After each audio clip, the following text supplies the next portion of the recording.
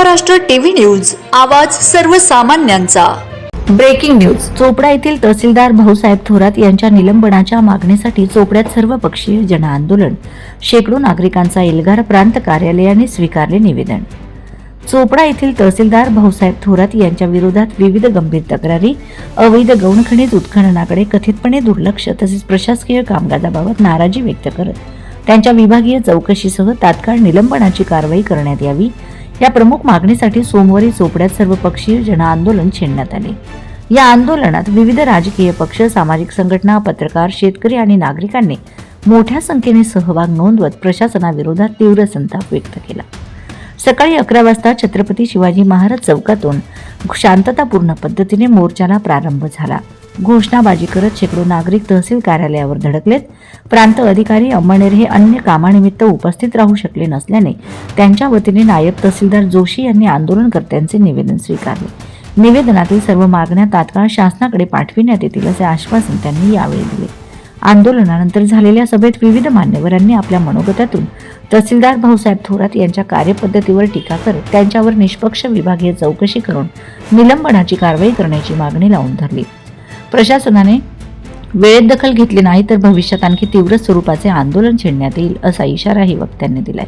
यावेळी गोपाळराव सोनवणे, बाळासाहेब पाटील, शशिकांत देवरे, अमृता वाघ, मगन बाविस्कर, दीपक सोनवणे, शुभम सोनवणे आदींनी आपली भूमिका मांडली। आंदोलन शांततेत पार पडले असून प्रशासनाने निवेदन स्वीकारले आणि आंदोलनकर्त्यांनी शासनाकडून लवकरात लवकर सकारात्मक निर्णयाची अपेक्षा व्यक्त केली आहे। आता या मागण्यांवर शासन आणि महसूल प्रशासन कोणती भूमिका घेते याकडे चोपडा तालुक्याचे लक्ष लागले आहे। वंदे महाराष्ट्र टीव्ही मीडिया प्रतिनिधी सचिन पाटील, चोपडा।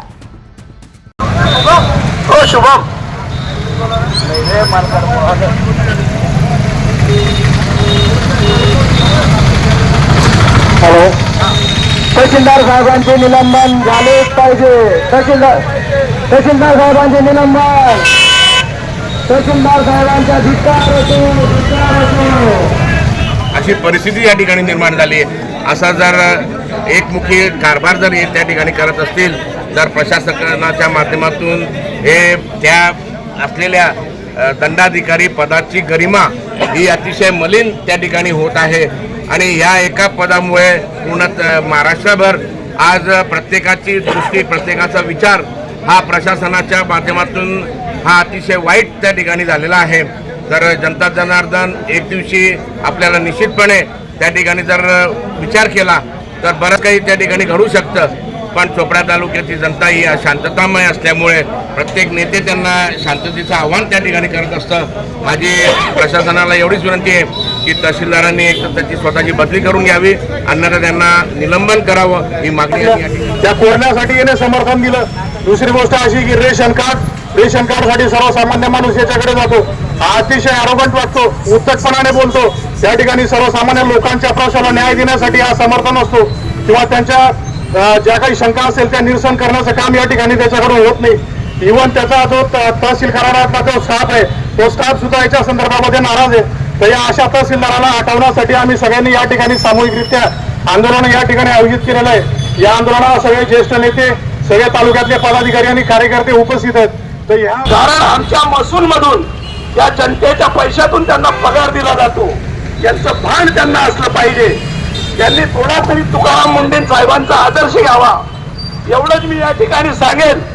आणि जर जास्त मस्ती आली असेल तर त्यांनी स्वतःहून या ठिकाणी पाय उतार व्हावा, राजीनामा द्यावा। कारण जेव्हा त्यांच्या ऑफिसचा एक तलाठी, एक सर्कल त्यांना भेटायला जातो, तो आजारी माणूस त्याला तो सांगतो की तू आत्महत्या करून घे, माझं काही होणार नाही। एक जाधव नावाचा नायब तहसीलदार आहे आणि त्या माणसाला हा माणूस असं बोलतो म्हणजे शरम वाटली पाहिजे, लाज वाटली पाहिजे। एखादा अधिकारी जर असं वर्तन करत असेल तर अत्यंत दुःखाची बाब आहे। आणि मी तर पत्रकार साहेबांना सांगतो की या माणसाची सुद्धा वाईट घ्या। वंदे महाराष्ट्र टीव्ही न्यूज, आवाज सर्वसामान्यांचा। अशाच नवनवीन बातम्या पाहण्यासाठी आमच्या चॅनलला सबस्क्राईब करा, बेल आयकॉनला क्लिक करा।